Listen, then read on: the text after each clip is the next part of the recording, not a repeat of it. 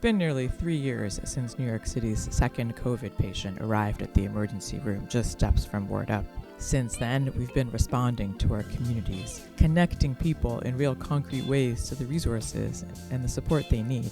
As we started getting used to Zoom, we started thinking about what else did we used to do that we could do now on Zoom, and so we brought together youth programming and writing workshops and a teen book club that started where we were giving out free books. We had a comics club where they got to learn how to draw comics. We had an environmental club that got to meet and do walking tours of High Bridge. So all this programming that we've done, we want to continue because it is stuff that community members have come up to us and told us, like, we want this. Like, this is stuff that our kids have enjoyed, that we've enjoyed, but we can only do that if we have funding for it. These past couple of months, we've actually been working with other mutual aid groups across the city, collecting clothing, collecting books, collecting anything that they need. So that we can continue and build on our work and recover as an organization and a community from the trauma of the past few years, we need to raise significant funds by the end of December. Pre-pandemic, Word Up felt like we were really thriving. We had all kinds of big events planned, we had festivals planned. Then,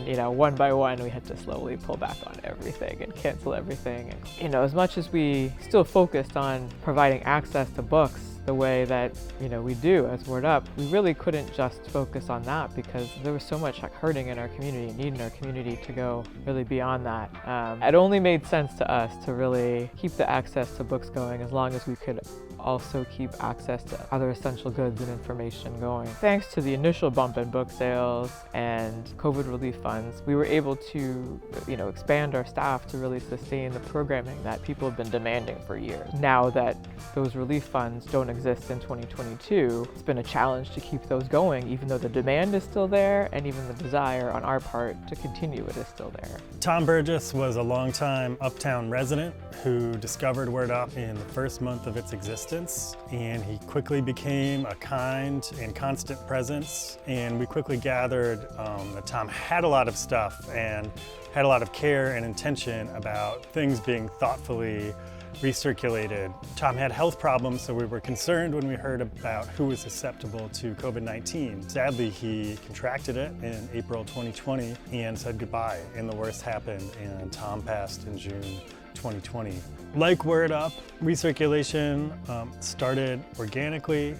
This space was started out of tragedy and sadness of losing our friend, and it turned into something very positive. Recirculation is more than 3 times larger than Word Up, which lends itself to lots of potential, which we have already started to build on, having space to accept donations for mutual aid groups. There's room for events. The gallery has moved to recirculation. We have a community art bin, Columbia classes when the grad student teachers were on strike. As a collective of neighbors working cooperatively across 2 community spaces, we want to continue to respond to our community's needs as they come up, to be the steadfast resource you have relied on for all of our 11 years.